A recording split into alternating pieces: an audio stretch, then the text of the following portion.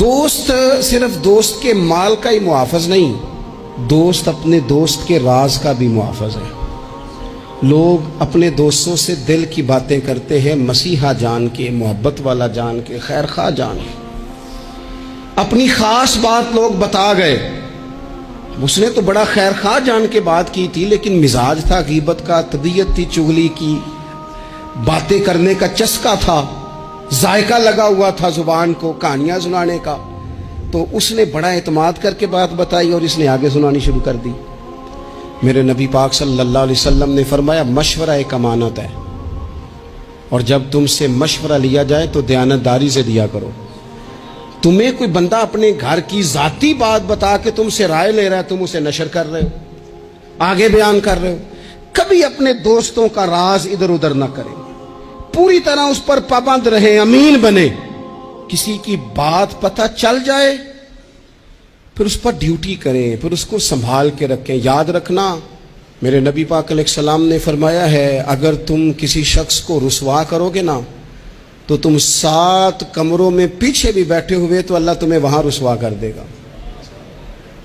کبھی یہ کام نہ کریں، کبھی نہ ڈسکس کریں ان چیزوں کو۔ اور دوستوں کی باتیں بیان کرنا یہ تو بہت بڑی خیانت ہے، یہ تو بددیانتی ہے۔ حضرت انس بن مالک رضی اللہ تعالیٰ عنہ کہتے ہیں مجھے نبی پاک صلی اللہ علیہ وسلم نے کسی کام سے بھیجا تو حضور نے فرمایا کام کر رہا کسی سے بات نہ کرنا۔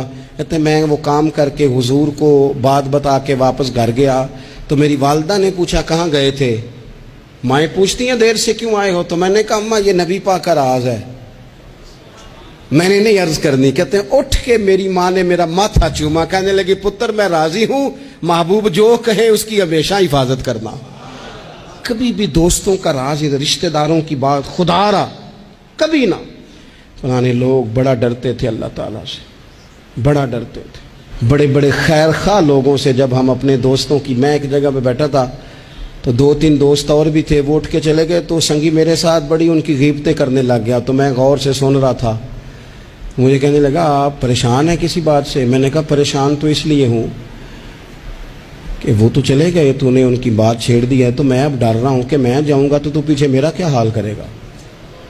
مجھے تو خوف آ رہا ہے تجھ سے، پتہ نہیں تو کیا اشر کرے گا، کسی کو کیا کیا بتائے گا۔ تو خوفناک منظر ہے، اس لیے کہ اگر تو کسی کی بات آ کے کر رہا ہے تو تیرے سے امید ہے 100% کہ تو ہمیں معافی نہیں دے گا، کہ تیرا یہ لہجہ ہے، یہ تیرا انداز ہے، تو کرتا ہی اسی طرح ہے۔ تو بعض اوقات چلیں اللہ تعالیٰ نے دل کسی کا بدلنا ہوتا ہے۔ وہ میرے دوست وہیں شرمندہ ہو گئے، کہنے لگے آپ نے بڑی اچھی توجہ دلائی، آج کے بعد اس طرح نہیں کروں گا۔ میں نے کہا یار ہو جاتی ہیں غلطیاں، لیکن یہاں تو آپ کو اس کے منہ پہ بات کرنی چاہیے تھی، سمجھانا چاہیے تھا، یا دعا کرنی چاہیے تھی۔ اپنے سنگیوں کا، ساتھ رہنے والوں کا قصہ آپ بیان کر رہے ہیں۔ اعلیٰ ظرف لوگوں کا یہ طریقہ اور سلیقہ نہیں ہوتا۔